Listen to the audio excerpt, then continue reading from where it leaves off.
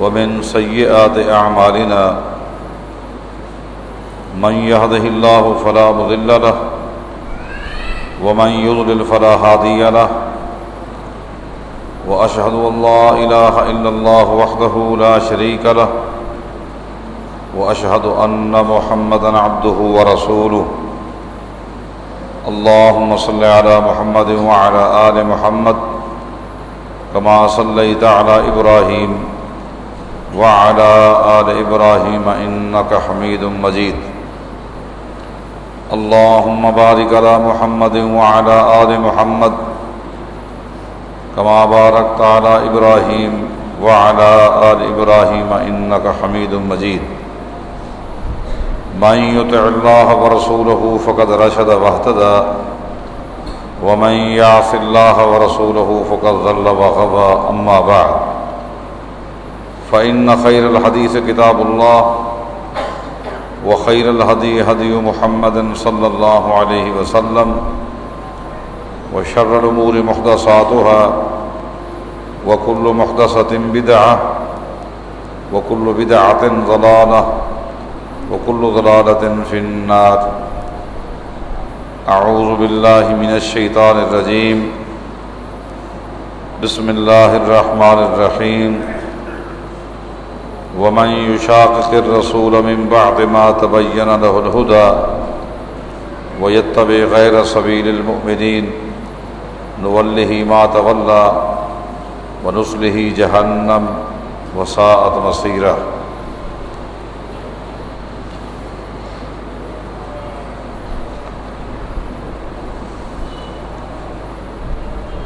رمضان مبارک میں یومیہ دروس کے اندر میرے ذمہ جو درس آیا تھا وہ تھا نزول سیدنا عیسیٰ علیہ السلام۔ اس موقع پر جہاں سیدنا عیسیٰ علیہ السلام کے متعلق تفصیلی گفتگو ہوئی تھی، ضمناً دجال کا بھی ذکر آیا تھا، اور میرے ایک عزیز نے، ایک ساتھی نے، جس سے یوں بھی محبت ہے کہ الحمدللہ ہر درس میں ان کو آگے آگے پاتے ہیں، ان کا کہنا تھا کہ دجال کے متعلق قصص سے ہم نے سنا ہے، لیکن اس کی کیا حقیقت ہے، یہ کیا ہے، اس کی تفصیل ہم جاننا چاہتے ہیں۔ میں نے ان سے وعدہ کر لیا تھا کہ رمضان مبارک کے بعد کسی موقع پر انشاءاللہ اس پر تفصیلی گفتگو کروں گا۔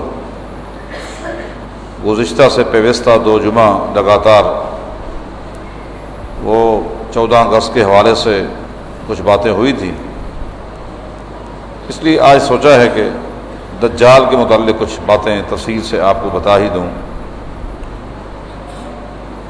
کیونکہ احادیث میں کثرت کے ساتھ آیا ہے علامات قیامت میں سے ایک علامت دجال کا ظہور ہونا ہے۔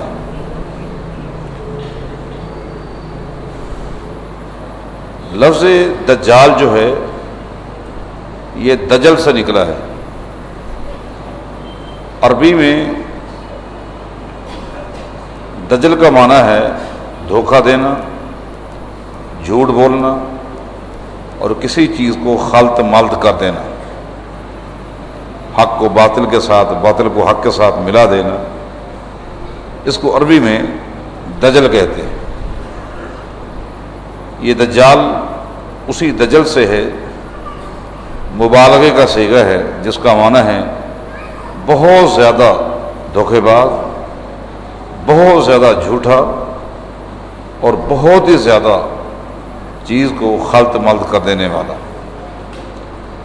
نبی علیہ الصلوۃ والسلام کو فرمان ہے لا تقوم الساعۃ حتی یبعث دجالون کذابون قریبا من 30۔ اس وقت تک قیامت قائم نہیں ہو سکتی جب تک کہ دجال اور کذاب نہ آئیں، قریبا من 30، جن کی تعداد تقریباً اللہ کے پیغمبر فرماتے ہیں 30 ہے۔ ان دجالوں میں سے جو دجال اکبر ہے جس کے متعلق گفتگو کرنی ہے، اس کے لیے حدیث میں مسیح الدجال کا لفظ آیا ہے۔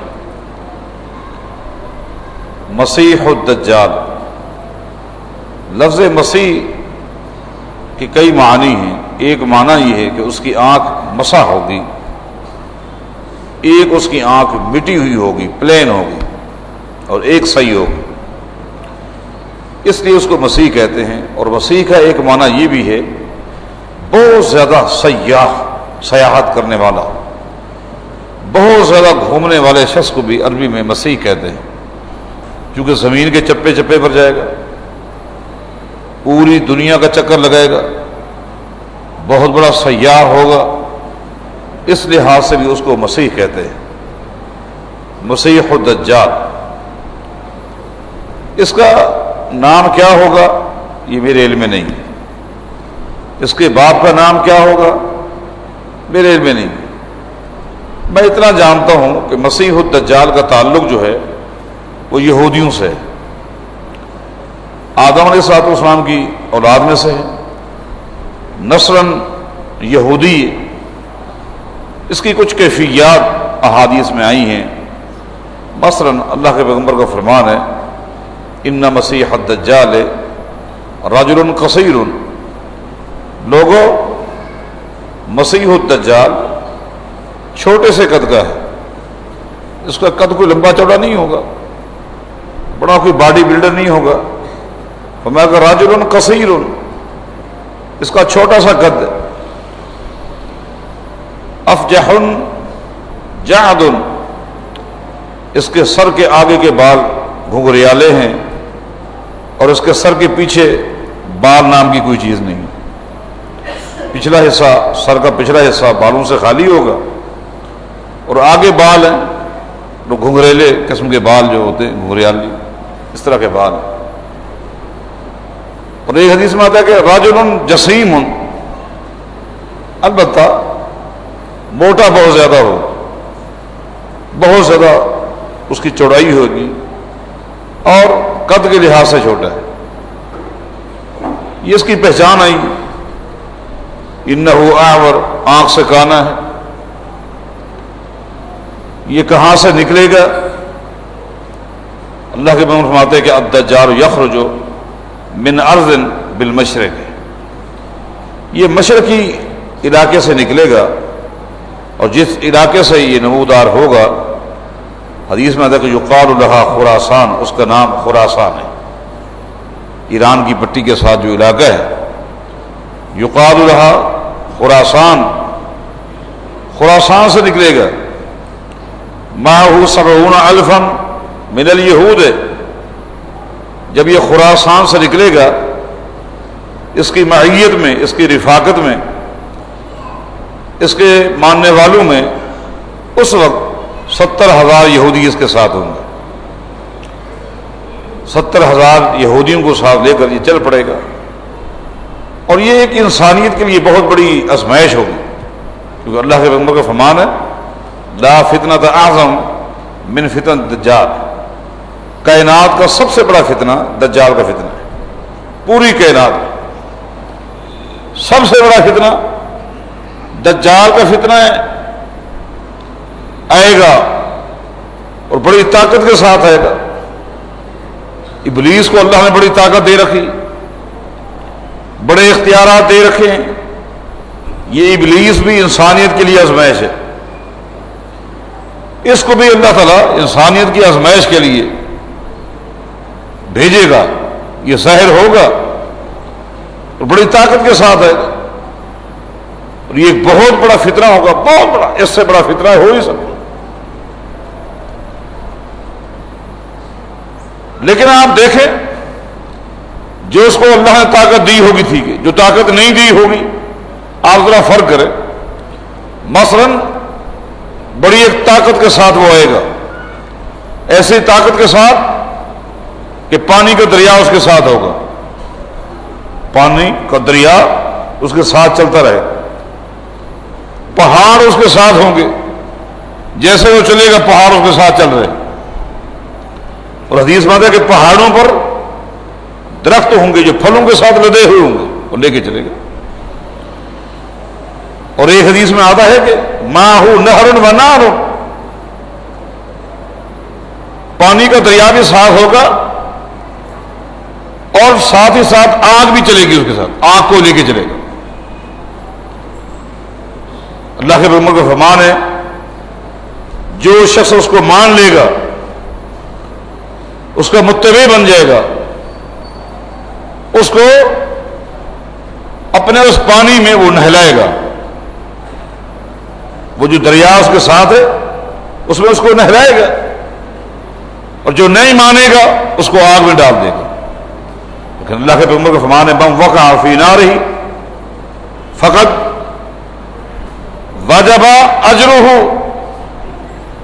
جس شخص کو اس کے نہ ماننے پر اس کی آگ میں ڈالا جائے گا، یقین کر لے کہ وہ اللہ کی جنت میں داخل ہوگی. وحط وزرہ، اور وہ یقین کر لے اس نے دنیا میں جتنے بھی گناہ کیے خالی اس آگ میں جانے کی وجہ سے وہ سارے گناہ مٹ گئے. اور جو اس کی آگ سے بچ گیا اور اس کو مان لے گا، چونکہ وہ دو دعوے کرے گا. اللہ کے پیغمبر کا فرمان ہے سب سے پہلے اس کا دعویٰ کیا ہوگا؟ انا نبی، میں نبی ہوں، ولا نبی بعدی. اللہ کے پیغمبر فرمایا سن لو میرے بعد کوئی نبی نہیں.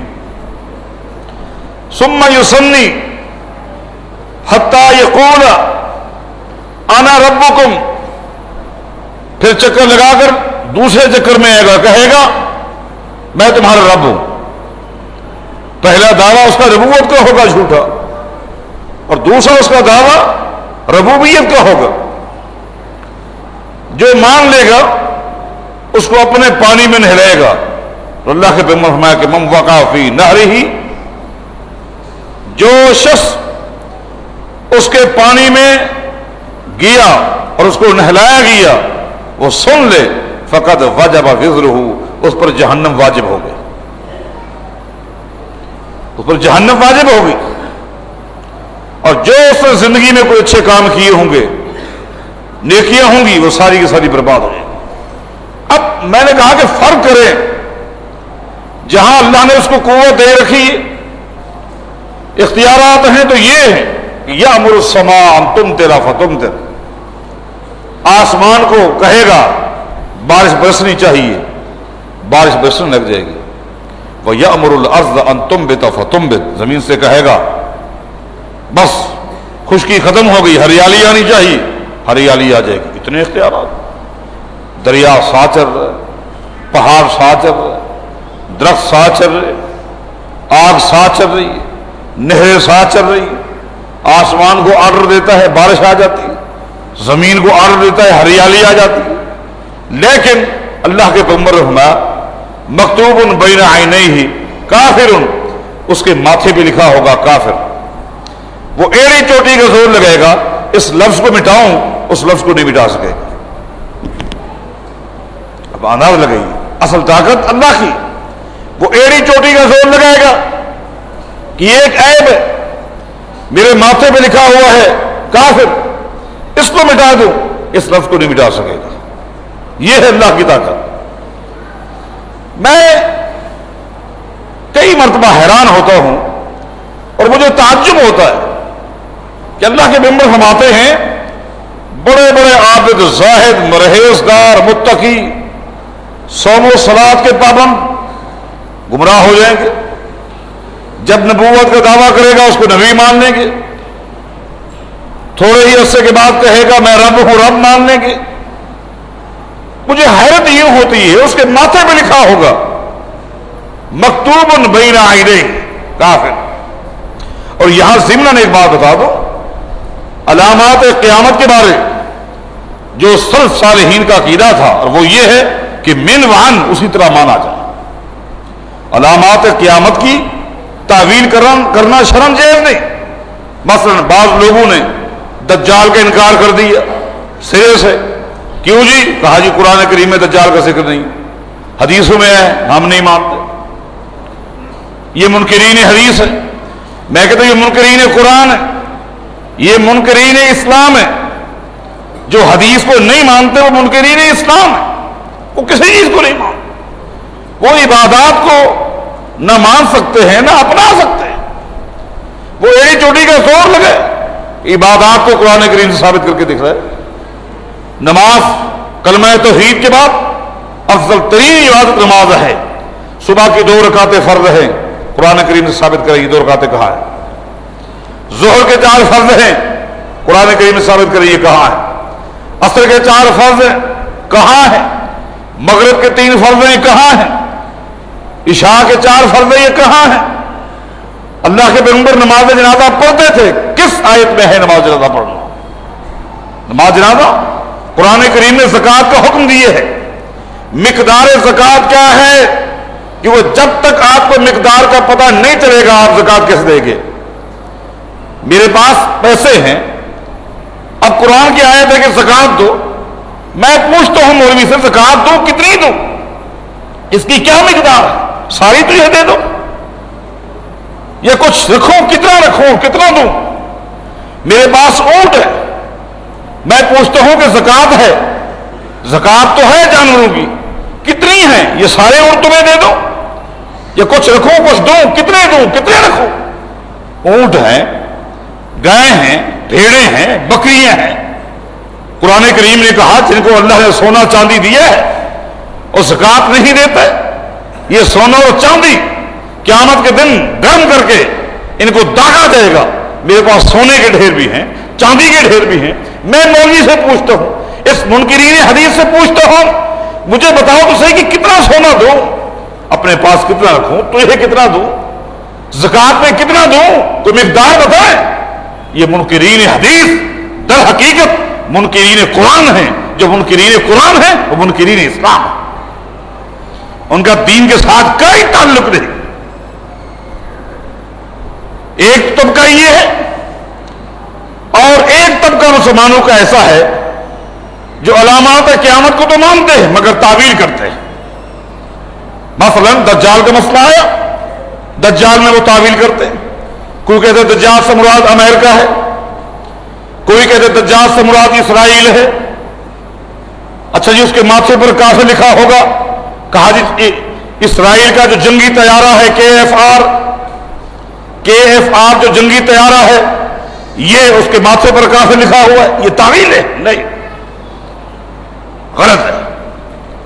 بلکہ من وعن اسی طرح علامات کو ماننا ہے جیسا کہ اللہ کے پیغمبر نے فرمایا کہ وہ نکلے گا، وہ آئے گا.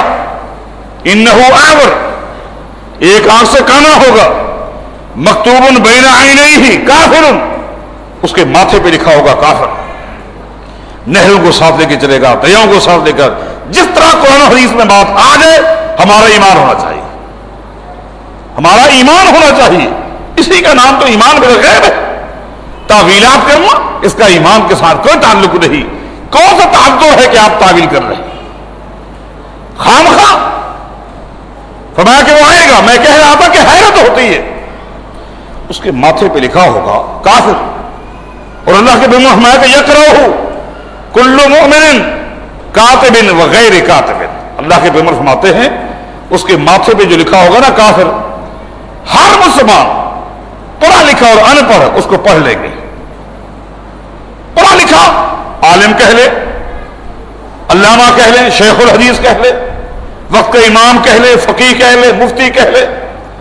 ان پڑھ ہم جیسے لوگ سیدھے سادے عوام الناس وہ بھی پڑھ لیں گے. یقرأہ کل مؤمن کاتب وغیر کاتب. ہر مومن، ہر مسلمان چاہے پڑھا لکھا ہو یا ان پڑھ ہو اس لفظ کو پڑھ لے گا. پھر بھی اللہ کے پیغمبر فرماتے ہیں مسلمانوں کی بہت بڑی تعداد، بڑے بڑے عابد اور زاہد پرہیزگار لوگ گمراہ ہو جائیں گے، گمراہ ہو جائیں گے. مجھے حیرت ہوتی ہے ایسا کیوں ہوگا؟ میرا ایمان تو مانتا ہے کہ ایسے ہوگا، کیونکہ اللہ کے پیغمبر نے فرمایا.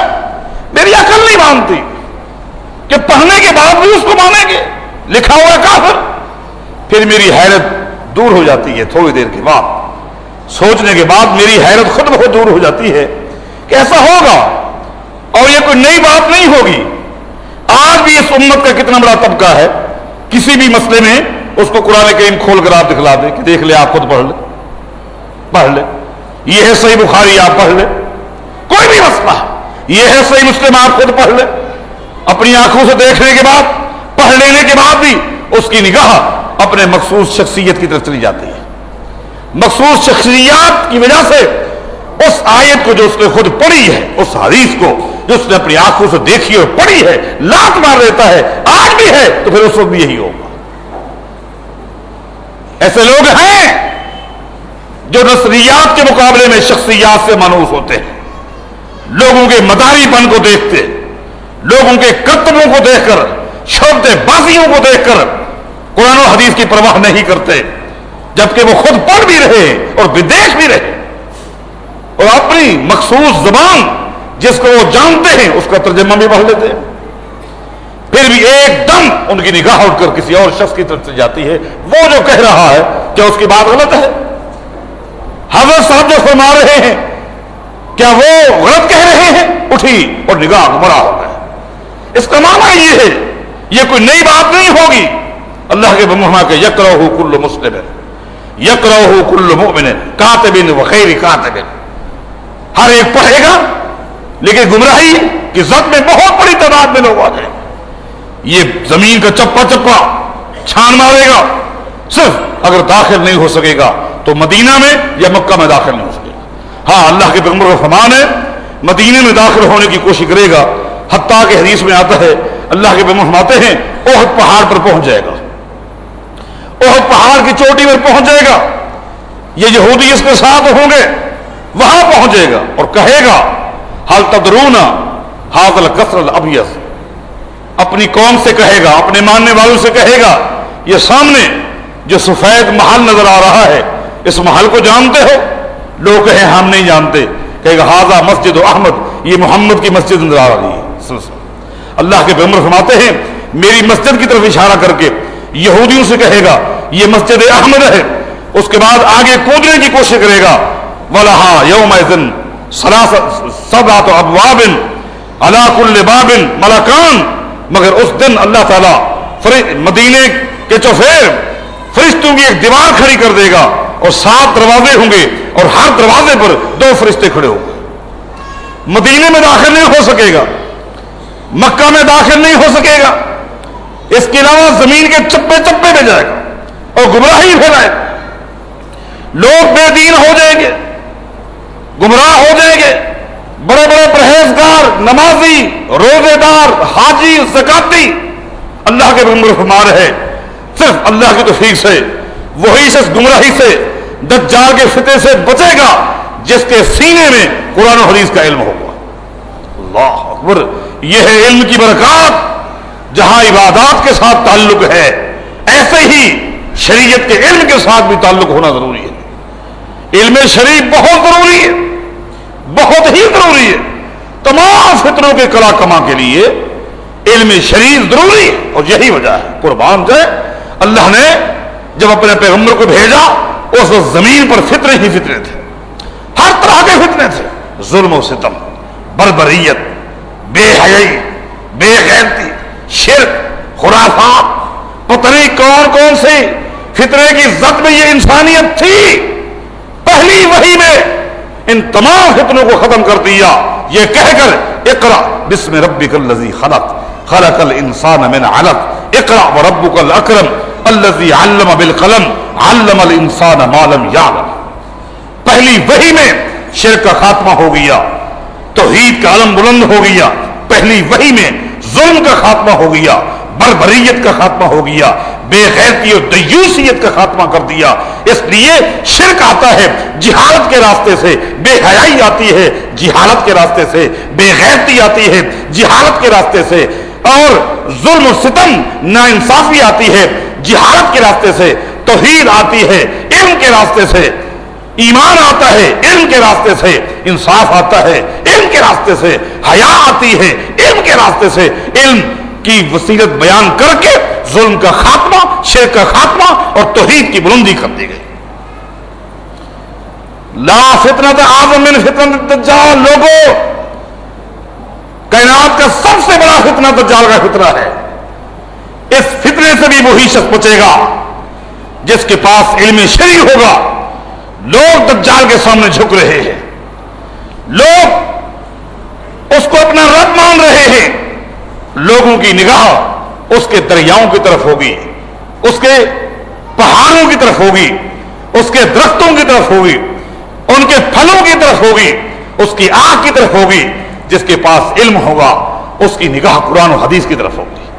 سبحان اللہ۔ ایک دم اللہ کے پیغمبر فرماتے ہیں وہ شخص آئے گا، وہ نوجوان آئے گا اور دجال کے سامنے کھڑے ہو کر کہے گا اور لوگوں کو پکارے گا، کہے گا لوگوں تم نے اس کو رب مان لیا، انہو آور، تم نہیں دیکھتے کہ یہ تو آور ہے، ایک آنکھ سے کانا ہے، واللہ لیس بعاور، اور اللہ ہر عیب سے پاک ہے۔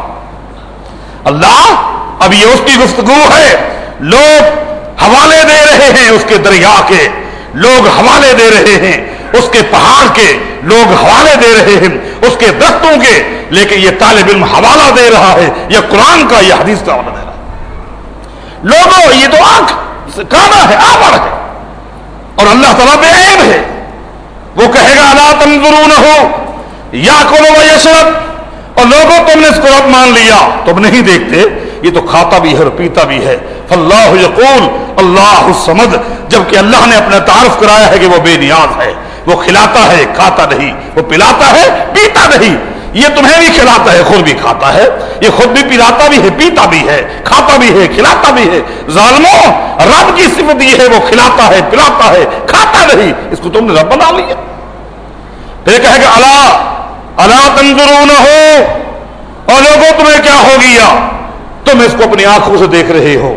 اللہ یقول، جبکہ اللہ فرماتا ہے لا تدرکہ الابصار وہو یدرک الابصار وہو اللطیف الخبیر، دنیا کی کوئی آنکھ اللہ کو دیکھ ہی نہیں سکتی، رب کو دنیا میں کوئی نہیں دیکھ سکتا۔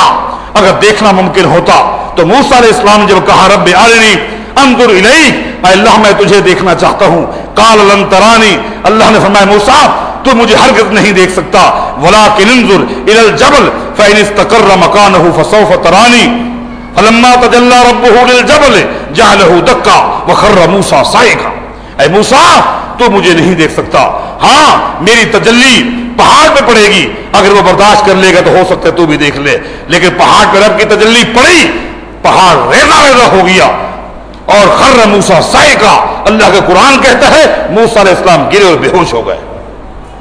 تم اس کو دیکھ رہے ہو، یہ ہے علم شرعی کی برکت۔ لوگوں، جہاں نماز کو تم نے سینے کے ساتھ لگایا ہوا ہے، روزے کو، حج کو، زکوٰۃ کو، عبادات کو، فطر سے بچنے کے لیے قرآن و حدیث کے علم کو بھی سینے کے ساتھ لگانا ہوگا۔ یہ ہمارا پیغام ہے، یہ ہماری دعوت ہے، یہ ہماری فکر ہے۔ اے دن فتنے آتے ہیں، فتنے اٹھتے رہتے ہیں اور اٹھتے رہیں گے، ان فتنوں کی یلغار آپ کے سامنے ہے، ان کے کلا کما کے لیے شریعت کا علم بہت ضروری ہے۔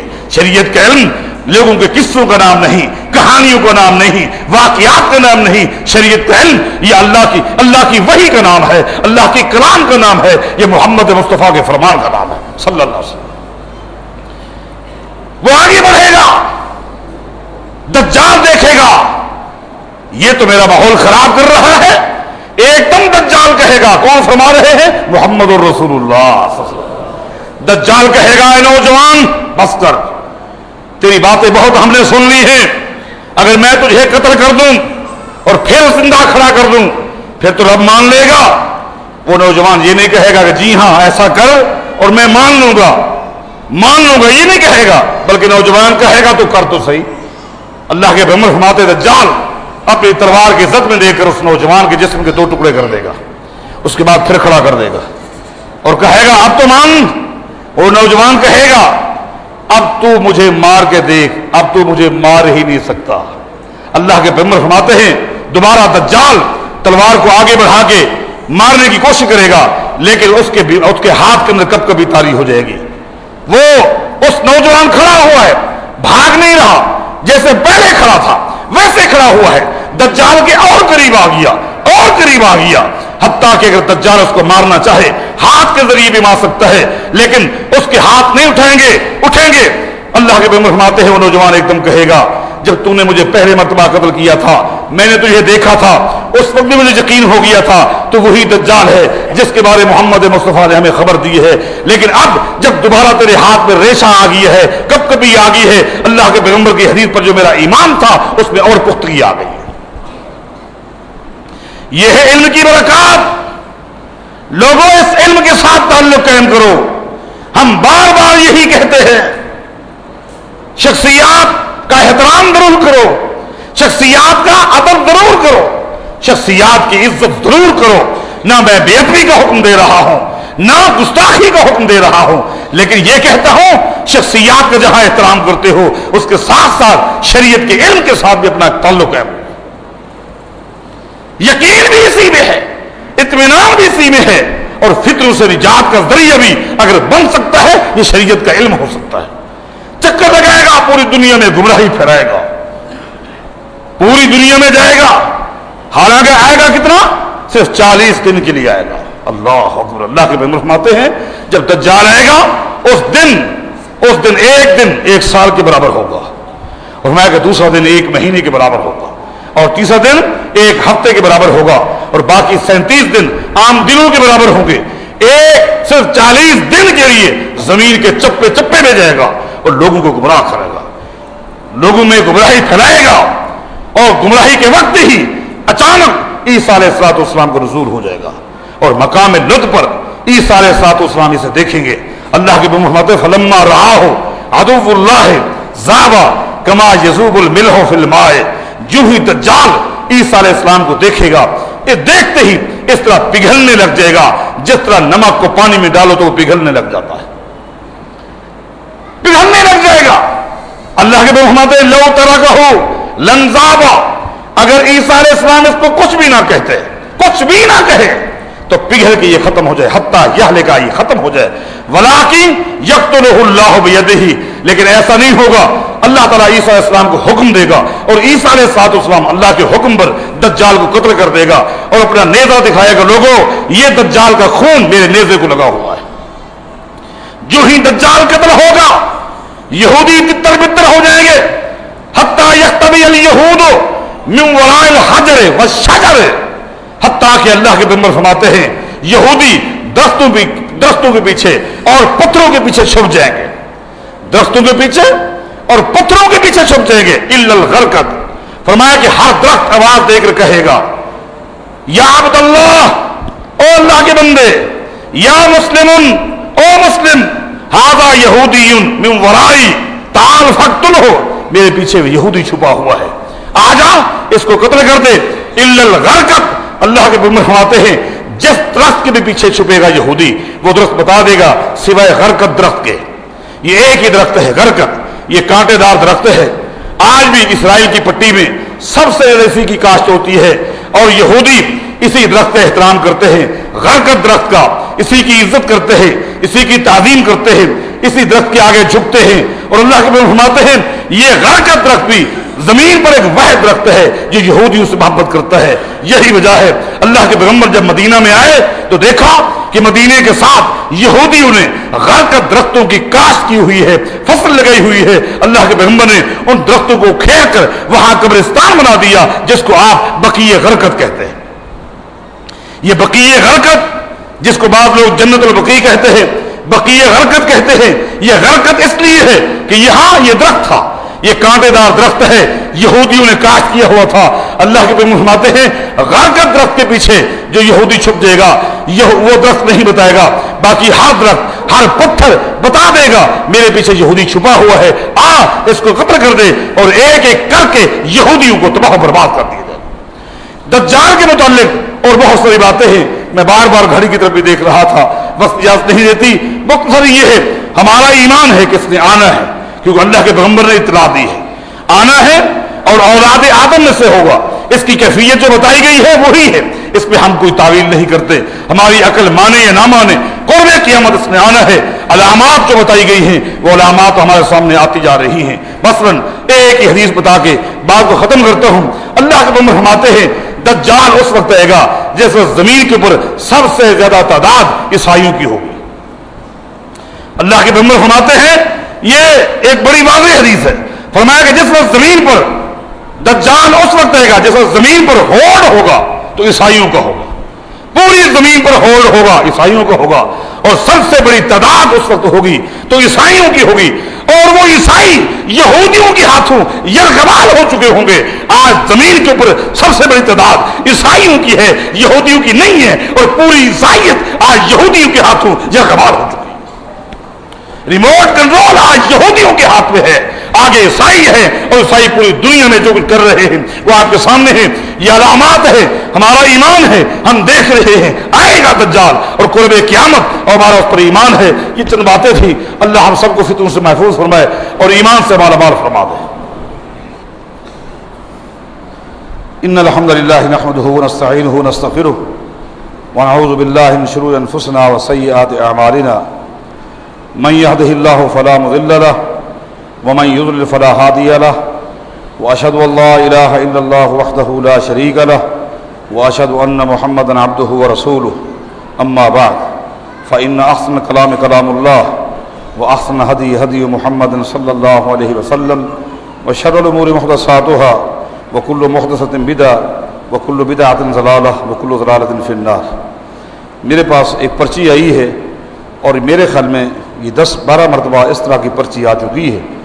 میں نے جب آج بھی اس پرچی کو دیکھا تو میں نے سمجھا کہ واقعی اس چیز کی اہمیت ہے۔ الفاظ کے اختلاف کے ساتھ یہی مسئلہ مجھ سے 10-12 مرتبہ پوچھا گیا ہے۔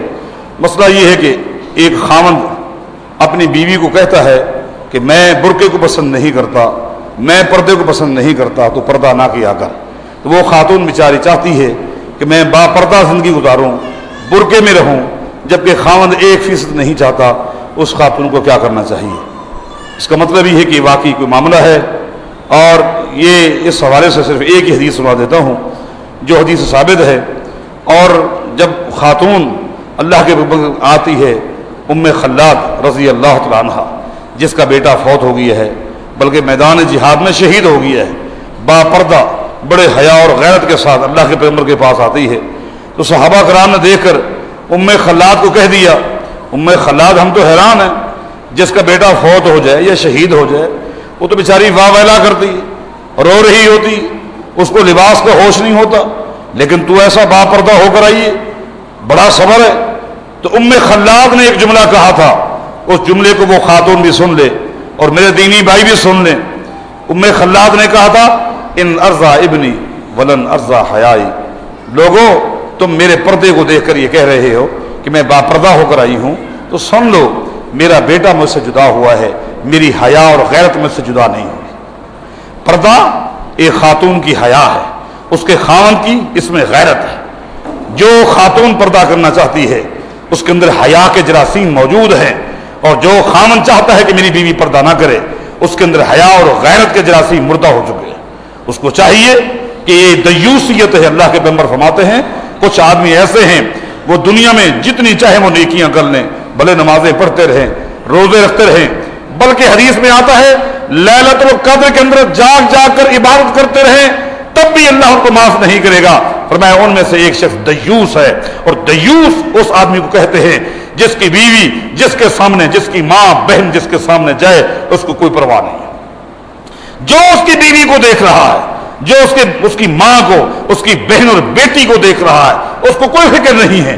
جو بے پردہ اپنی بیوی کو چلانا چاہتا ہے، اس کا معنی یہ ہے کہ اس کو کوئی فکر نہیں ہے، لہذا اس کو سوچنا چاہیے۔ خاتون کو اللہ استقامت دے، اس کے خامد کو اللہ تعالی ہدایت عطا فرمائے۔ اقول قولی ھذا واستغفر لی